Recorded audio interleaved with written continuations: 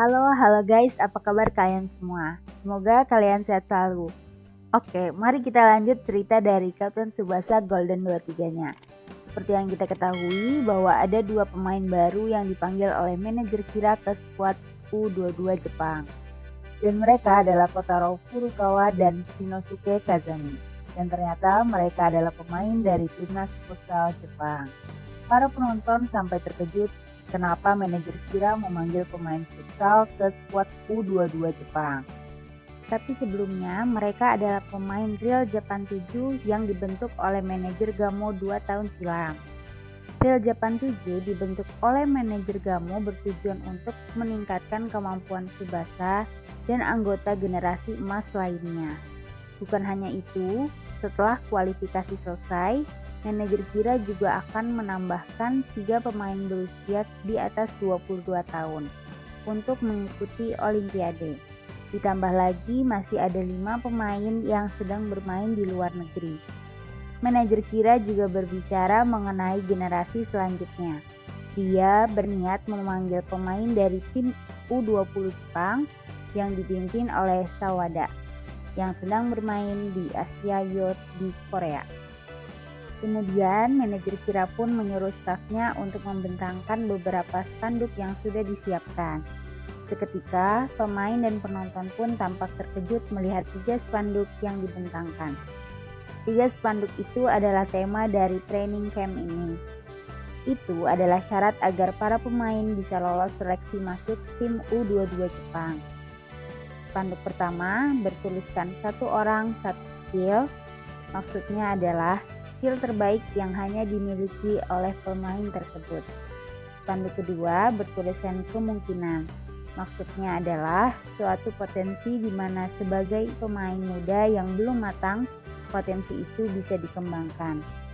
Manajer Kira bermaksud untuk mengubah posisi para pemain, guna mengetahui potensi mereka. Spanduk yang terakhir adalah perasaan. Manajer Kira menyuruh para pemain untuk menggunakan emosi mereka saat bermain. Dalam artian, harus bermain dengan segenap jiwa mereka. Pertarungan untuk mengisi 23 tempat di tim U22 Jepang pun menjadi sangat ketat. Misaki pun menjadi sangat bersemangat. Dia bertekad untuk membangun tim terkuat Jepang demi meraih medali emas Olimpiade. Sementara itu di Spanyol, Tsubasa sedang menghadapi pertandingan melawan Valladolid. Teman-teman dari Jepang dan Roberto pun ikut memberi dukungan kepada Tsubasa.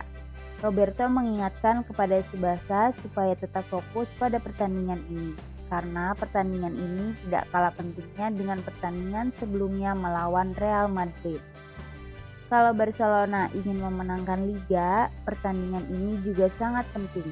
Tapi kalau Barcelona tidak berusaha lebih keras, maka percuma saja kemenangan El Clasico kemarin. Tsubasa mulai bergerak. Dia menaikkan bola dari belakang pemain Valladolid dan membuangnya. Barcelona bertahan sekuat tenaga. Setelah pertarungan sengit melawan Real Madrid di pertandingan sebelumnya, para pemain Barcelona menjadi lebih cepat kelelahan.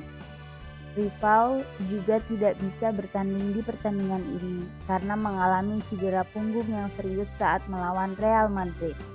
Di pertandingan lain, Real Madrid ditahan imbang 2-2 oleh tim Oviedo. Kedua gol dicetak oleh Natureza. Untuk itulah di pertandingan melawan Valladolid ini, Barcelona harus menang supaya bisa memuncaki klasemen. Pelatih Barcelona, Van Gaal, menginstruksikan pemain cadangannya untuk pemanasan.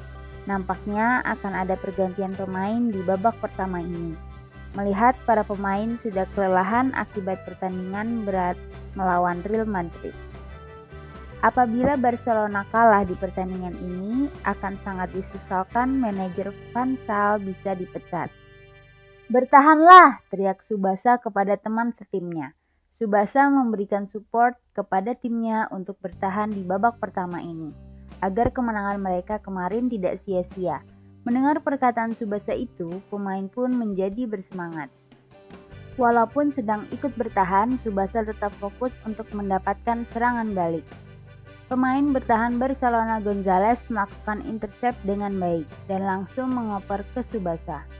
Tsubasa menerima bola, bukannya membuang bolanya, Tsubasa dengan beraninya malah mendribel langsung ke daerah pertahanan Valladolid. Tsubasa memutuskan untuk menerobos dengan dribble lurusnya. Walaupun tidak bisa menduganya, Tsubasa mengambil resiko dengan caranya itu. Kalau bola berhasil direbut dari Tsubasa, besar kemungkinan Valladolid akan mencetak gol. Tapi determinasi dari Tsubasa untuk bertaruh dengan dribblenya ini nantinya akan melahirkan legenda baru. Tsubasa memanfaatkan kelengahan pemain lawan untuk dribble melewati mereka. Para pemain Valladolid terlihat tidak siap untuk menghadapi dribble mendadak Tsubasa ini dan kelelahan akibat terus menyerang dari awal pertandingan. Para pemain Valladolid dipaksa kembali ke pertahanan mereka, tetapi dribble Tsubasa lebih gesit, cepat, dan juga kuat. Penonton pun mulai bersorak melihat kebolehan Tsubasa melewati para pemain Valladolid. Berapa orang yang sudah Tsubasa lewati? Sang legenda Maradona pernah melewati 6 pemain Inggris di Piala Dunia di Meksiko, tapi Tsubasa sudah melewati lebih banyak pemain daripada itu. Kiper Valladolid, Ricardo, bereaksi dan keluar dari gawangnya untuk menghadang Tsubasa. Tetapi dengan hebatnya, kiper Valladolid pun dilewati oleh Tsubasa. Dan apa yang terjadi, kita lihat nanti di chapter selanjutnya. Oke, sampai di sini dulu video Kapten Tsubasa Golden 23-nya. Terima kasih yang sudah nonton. Jangan lupa like, comment, share, dan subscribe-nya. See you!